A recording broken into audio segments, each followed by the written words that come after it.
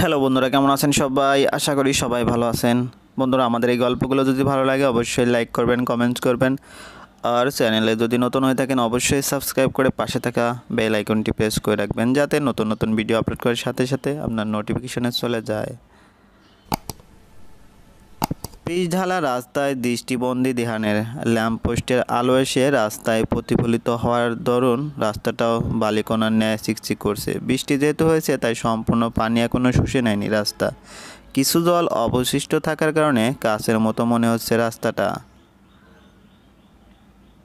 আরিয়ান আর দিহান এখনও বেঞ্চের মধ্যে বসে রয়েছে। মায়া আর তার সম্পর্কের সকল কথা আরিয়ান দিহানকে জানিয়েছে।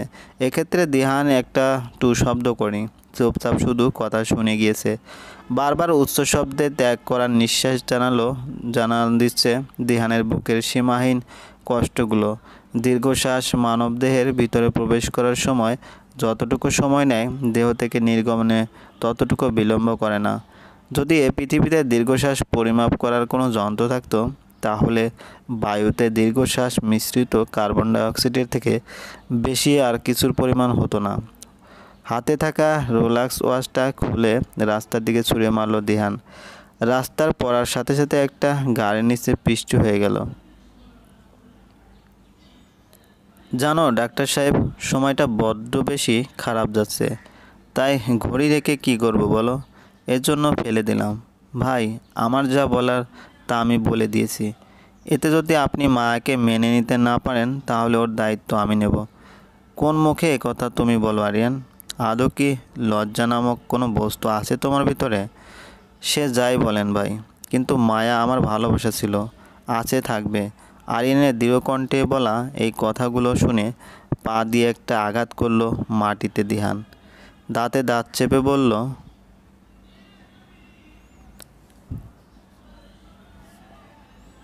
তোমার মধ্যে লজ্জা বলতে কিছুই নেই। তোমাকে এখানে পুঁতে রাখতাম শুধু আমার বোনটার জন্য বেঁচে গেলে। হয়তো ভাই, হয়তো না। সত্যি কালকে রাতে আমার সন্দেহ হয়েছিল, অথচ মায়া কি সুন্দর মিথ্যে কথা বলল। হাউ ক্রুল! আরিয়ান কোনো জবাব দিল না, শুধু উঠে দাঁড়ালো বেঞ্চ থেকে। মাথা প্রচণ্ড ধরেছে। এ মুহূর্তে কড়া ঘুমের ওষুধ দরকার। দিহানের দিকে আর না তাকিয়ে সে সামনের দিকে হাঁটা দিল। বেশ হালকা লাগছে এখন তার। দিহানকে বিষয়টা বলে এক হিসেবে ভালোই হয়েছে। এখন যদি মায়াকে ছেড়ে দেয় দিহান, সেও শোভাকে ডিভোর্স দেবে।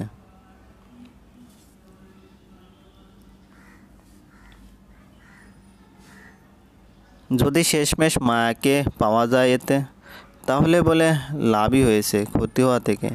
একসময় আজমল খানের সুখী পরিবার ছিল। স্ত্রী, পুত্র, কন্যা সন্তান সহ বেশ ভালো ছিল।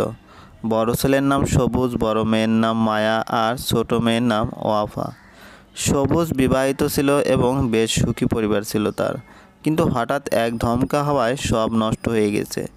যে খাবারের টেবিলটা পূর্বে খাওয়ার সময় সর্বক্ষণ কোলাহলে মুখরিত থাকত, তা এখন নিস্তব্ধতায় মোড়ানো। আজমল খানের পাশে বসে চুপচাপ সকলে খেয়ে নিচ্ছে। টেবিলের এক প্রান্তে বসে মেঘকে খাইয়ে দিচ্ছে সবুজ। ছোট্ট ছোট্ট করে মেঘের মুখে তুলে দিচ্ছে খাবার। একবার সেদিকে তাকিয়ে সবুজের উদ্দেশ্যে আজমল খান বলল, সবুজ, তুমি খেয়ে নাও মেঘের সাথে সাথে। মেঘকে খাওয়াতে খাওয়াতে সবুজ উত্তর দিল, না বাবা, খাবো না আমি। কেন? তোমার তো ওষুধ আছে।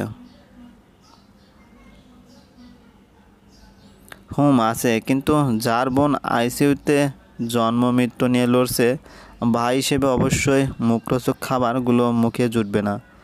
খাওয়া অফ হয়ে গেল সবার। আশ্চর্য হয়ে হুসনে আরা জিজ্ঞেস করলো, মানে মায়ের কি হয়েছে? সবুজ প্রশ্নটার উত্তর দিল না। ওয়াফার দিকে একটা প্রশ্ন ছুড়ে দিল সবুজ। ওয়াফা, একটা নিউজ পেয়েছিস? কোনটা ভাই? অভিনেতা দিহান হাসানের বিয়ের খবর। হ্যাঁ শুনেছি তো, কিন্তু আমার মনে হয় ফলস নিউজ। না, ফলস নয়। 3 দিন আগে মায়া আর দিহানের বিয়ে হয়েছে, এবং তা আমার সামনে ভিডিও কলে। টেবিলে মনে হয় বর্জ্যপাতের মতো অবস্থা হলে সবাই। ওয়াফা তো একটা চিল্লানো দিয়েছে, কারণ ওর প্রিয় নায়ক দিহান। উত্তেজিত হয়ে সবুজকে বলল, ভাই সত্যি? আমি আপুর কাছে যাব। কথাটা শুনে আজমল খান ওয়াফাকে একটা ধমক দিলেন। কিসের আপু, বিয়ে করেছে একবার জানালো না, মরলেও তো যাবো না। তোমার দোয়া কবুল হয়েছে বাবা। তুমি বলেছিলে মায়াও যেন মেঘের মায়ের মতো অপঘাতে মরে। বিশ্বাস করো, মায়া এখন মৃত্যু পথযাত্রী। আজকে দুপুরে ওর মারাত্মক অ্যাক্সিডেন্ট হয়েছে। মায়ার জ্ঞান এসেছে দুর্ঘটনার মোট 24 ঘন্টা পরে। জ্ঞান এসেছে প্রায় 7 ঘন্টা। এখন একটু আধটু চোখ তুলে তাকিয়ে সবাইকে দেখতে পারছে।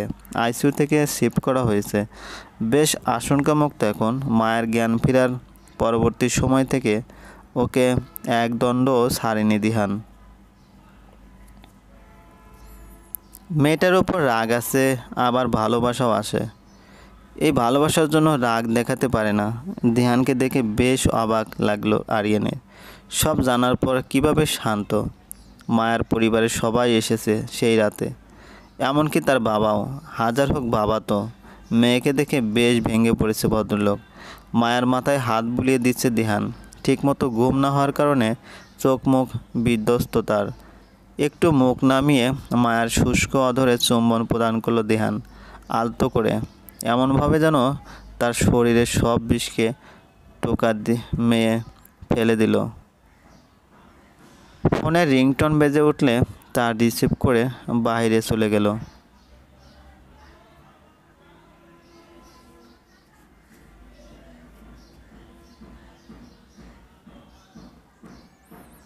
ফোনের অপর প্রান্তের ব্যক্তির ভাষ্যমতে মাসুদ সাহেব মায়ের অ্যাক্সিডেন্ট করায়নি। এটা মাসুদ সাহেব নিজে বলেছে তাকে, আর মিথ্যে বলেছে যাতে ভয় পায় দিহান তাকে দেখে। অথচ এটা যে হত্যার চেষ্টা তা স্পষ্টত। যদি মায়াকে মাসুদ সাহেব না মরতে চাইতো তাহলে কে সেই ব্যক্তি যে মায়ের জীবন প্রদীপটাই নিভাতে যায়। সাদা শুভ্র বর্ণের সিলিংয়ের দিকে এক দৃষ্টিতে তাকিয়ে রয়েছে মায়া। হাতে ক্যানোলা লাগানো, রুমের সব কিছু শুভ্র, বলতে গেলে ধবধবে সাদা। এমনকি তার পরনের গাউনটাও সাদা। আগে এরকম সাদার মধ্যে থাকতে বেশ অস্বস্তি লাগতো তার কাছে, কিন্তু ইদানিং অভ্যেস হয়ে গেছে। ঠিক যেমন দিহানকে ছাড়া থাকতে অভ্যস্ত হয়ে গেছে। দিহানের কথা মাথায় আসতে চোখের কার্নিশ বেয়ে এক ফোঁটা জল গড়িয়ে পড়ল। একই বাড়িতে থাকে তারা, অথচ তাদের মধ্যে কত দূরত্ব। মায়ের অ্যাক্সিডেন্টের 2 মাস অতিবাহিত হয়ে গিয়েছে। এই 2 মাসে অনেক কিছু বদলে গেছে। চলবে, গল্পটি ভালো লাগলে অবশ্যই লাইক করবেন, কমেন্টস করবেন। চ্যানেলে যদি নতুন হয়ে থাকেন অবশ্যই সাবস্ক্রাইব করে পাশে থাকা বেল আইকনটি প্রেস করে রাখুন। ধন্যবাদ, ভালো থাকবেন।